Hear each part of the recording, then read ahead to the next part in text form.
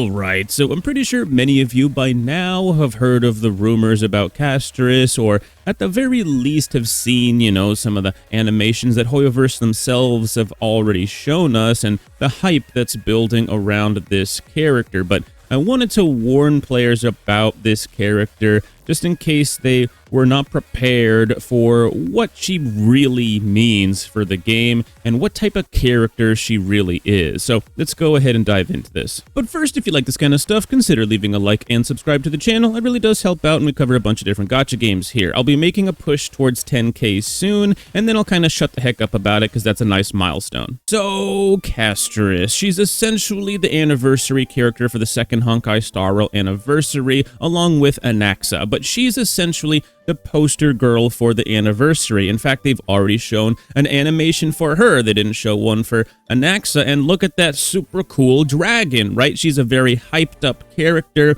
but remember what an anniversary character means. They are going to be meta relevant, they are going to be very fun and cool and everything, but think back to Acheron, right? Despite how fun and exciting she was and how cool she was and how, dude, it's a year later now and she's still meta relevant. Of course, that all exists, right? But these tend to be relatively picky DPS characters that want to have at least some form of investment with them. Most DPS characters in the game are like that, right? But certain characters tend to want a bit more. Characters like Aglaia really do want to have their best in slot teams. When they do have their best in slot teams, they're absolutely ridiculously powerful, but not everybody can build them to be that way. So if you're a more casual player, if you're a little bit lower on Jade, this is a character you may want to pick up, but it's gonna maybe take a bit more effort to hit the really high juicy numbers you want to see out of them. And I think it's important to warn players about that. Now look here, okay? Castrus is a cash grab character, okay? This is a cash grab, but don't get it twisted, okay? You guys probably think I'm hating on the character the entire video, all right? That's not the case, okay? I think Castrus is cool. She's aura farming like crazy out there. She doesn't even have to say a single word. All she has to do is walk out in that purple aura, pull her dragon out, and everybody's gonna be stoked about it, okay? And I'm one of those people. I'm a sucker for a cool looking dragon, all right? So don't get it twisted. I like this character, but she's a cash grab. Now let's move on. For example, Castrus best in slot supports might not necessarily be who you are expecting, right? Tribby seems like she's going to be a very strong support for Castrus, but what about Sunday, right? He's a memo sprite buffer. We all thought that Sunday's probably gonna be the guy, right? But that might not necessarily be the case. It's not like you can't use Sunday, okay? Don't get it twisted. He's definitely still an option. I mean, he literally buffs memo sprites, and she literally has a dragon, bro. It's obvious, okay? She does work with him, okay? But it just like with Acheron, when we saw, on release, right, she didn't have Aventurine. She didn't have Jiao Cho. You know what I mean? She got better over time. Even though she could easily zero cycle on release, I even put out a video just to prove it, that you could on day one with low investment get an easy zero cycle clear with her. She didn't have her best in slot teammates until later on in the game's lifespan. And you're going to see the same thing very likely with Castrus as well. I think you're going to end up seeing some of her best in slot players come into the game later. So a lot of people who are trying to look at rumors and spoilery kind of content and make polls based on that, like polling Sunday or something like that, they might be a little bit disappointed to find out that her best in slot teammates aren't even coming until potentially later on down the line. And I'm not just pulling stuff out of my butt right now, okay? I've seen what she does. I just can't really talk about it, if you know what I mean. Nudge, nudge, wink, wink, all right? So I'm coming from a place of understanding. And think about this too, right? During the anniversary, the in-game Oniric Shard shop resets, okay? AKA the pay-to-win shop resets during the anniversary. When you buy these Oniric Shard pouches, you get a bonus the first time that you buy one of the pouches, right? And then it diminishes the bonus that you get afterwards. But during the anniversary, they reset all of them so that you can get those bonuses back again, right? People that haven't bought any of the pouches, might feel inclined to pick one up before it resets, and they might even pick one up after it resets. They get to like double dip on this through some players, okay? And I'm gonna probably be one of them because I'm a content creator and I want to have all the characters on my account so that I can test them and make content about them. For me, it's a little bit different. But you guys don't need to do that, okay? You guys want to invest in good characters. You guys don't need mid characters on your account like I do, okay? You guys should probably be trying to plan out for characters that you either like, that you just want to have on your account and enjoy, or characters you think are meta and are worth playing, right? And if you're one of those type of people that just likes Castorice and you just want to have her on your account, you don't care about any of this stuff, you're going to have a good character at the end of the day. I just want to warn people about this situation because I think it's important, because some people will be spending money on this character, and I just want people to be aware of the situation. Because Castrus is yet another selfish DPS that wants to have rather specific teams, but it's a little bit weirder than normal, right? Her kit is designed a little bit more strange than the average DPS. This is gonna remind you guys of Jing Liu, okay? I can't say too much, but remember Jing Liu? She drains your entire team of HP in order to deal increased damage. Nudge, nudge, wink, wink, honk, honk, beep, beep, okay? It's going to remind you a lot of that. The difference, though, is that, of course, Castrus is going to be power crept, like, obviously a much stronger character than Jing Liu. And I think Hoyoverse also learned from their past mistakes with Jing Liu, okay? There is no goddamn way that they didn't know that Jing Liu had major issues within her kit before they released her, okay? When her ultimate goes off, you can get more stacks to keep her in her buff state. But if you're going into a new main wave and you try to spam that ult, it doesn't let you. You will fall out of her damage state and she will hit like a wet noodle all of a sudden. Her damage just completely goes away.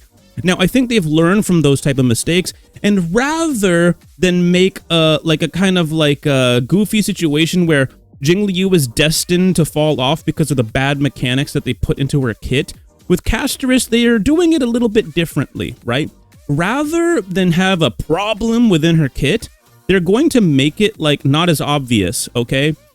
Because of the way Castrus works, you're basically going to have a healer on your team. Unless they release some type of supportive character that has really reliable healing, like Zhao Cho was supposed to be before they nerfed him.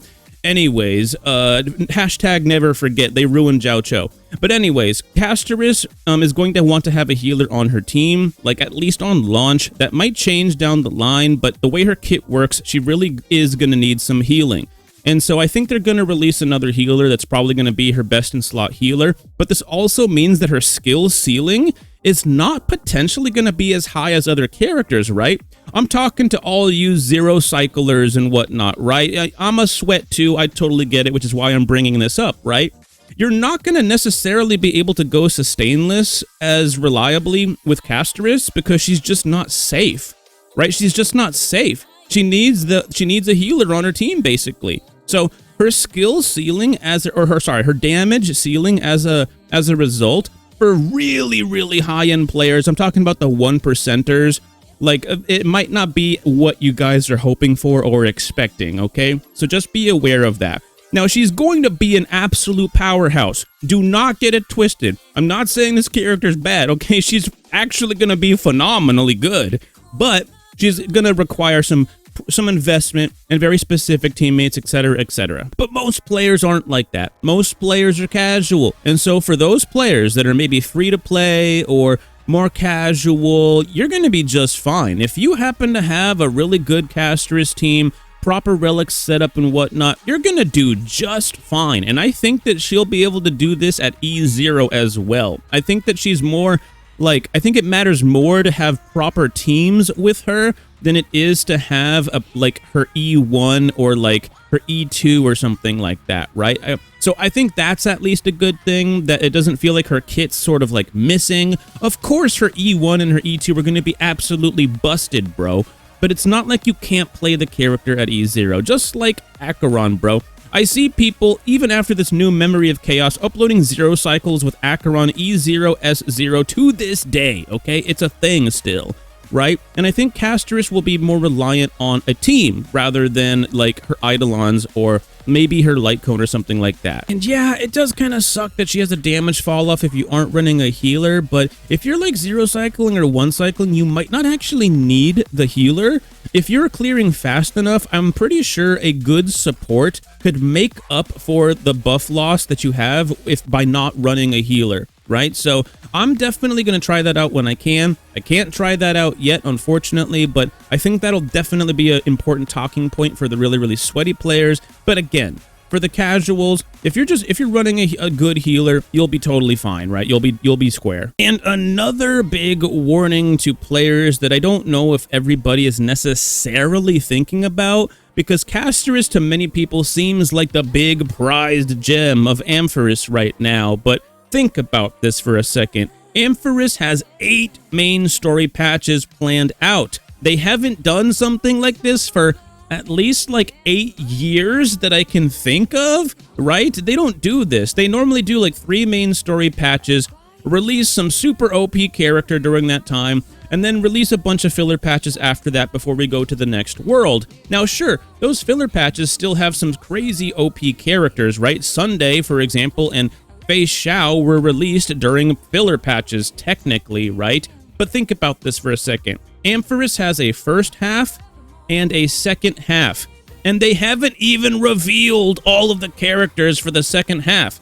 Players are going to be very surprised and potentially very disappointed if they hyper omega invest into Castorice thinking she's going to be the best DPS in all of Amphorus, only to find out that there might be an even better character or even more better characters, like a series of better characters in the second half that might be better than her and potentially at lower investment. Because, dude, Castrus is a cash grab character, but it's not necessarily as obvious as some of the other cash grab characters that have come out before her, right? This is a well-designed cash grab on their part, right? It's a bit of a sneaky cash grab because a lot of players were pulling characters like Sunday, planning ahead for the Memo Sprite meta, only to find out that Sunday might not even be her best in slot support. What the heck?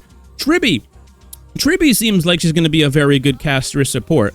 But dude, we might get a different support down the line, maybe even in the second half, that's better than Tribby for Castrus, right? This is kind of a cash grab. What am I even talking about? This is straight up a cash grab character. It cannot be denied. And look, despite the fact that I had to say this earlier, I'm going to say it again. I'm not hating on Castrus or Castrus mains. I think Castrus is cool, okay? I honestly think her personality is kind of plain and a bit boring to me personally. I think she's aura farming like crazy. Like, look at her, bro. She's literally aura farming. She says nothing and she just wins with that aura, bro. And then the dragon, dude, okay? I'm a sucker for a cool looking dragon and some purple glowy effects around a person, okay? I'm pulling, okay? I'm gonna pull and I'm gonna invest like crazy. But I just want players to understand that this is, at the end of the day, a cash grab, and I want people to understand that they should navigate the situation with Castrus with a bit of care, okay? Be cautious with this character, be cautious with your pulls, try to seek out information about her and how you want to navigate your strategy going forward with her, right? Some people don't even care, they're just going to skip, right? But I wanted players to understand that. I'm not hating on the character. I'm pulling the character, bro. Look at that dragon. She's cool. But I thought this was important to go over and be honest with you guys about. Anyways, let me know what you guys think about this situation down in the comments below. Like and subscribe to the video if you enjoyed it, and I'll see you guys in the next one. Peace.